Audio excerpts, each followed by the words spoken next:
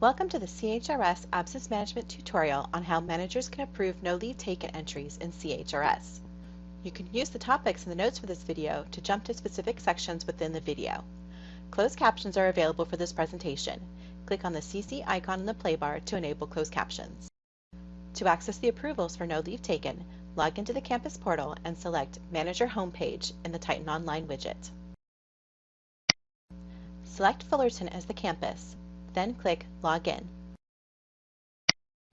Select CSU Approve Request NLT. Review the entries. Place a check mark next to each entry that you want to approve. Then click Approve. You will see a message that the page and your changes are being saved. The entries that you approved are now grayed out. To deny a no leave taken entry, place a check mark next to each entry that you want to deny.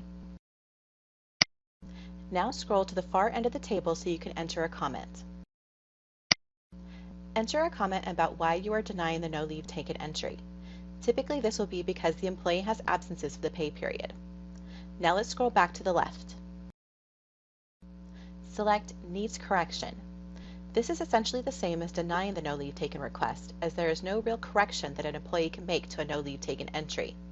You can also think of this as canceling the no leave taken entry. After the page saves, you will see that all of the entries are grayed out. You are done. If you scroll to the right, you can see in the workflow status that all the entries are marked as approved or denied. Thank you for viewing this tutorial. Please see the notes for this video for links to training guides and resources.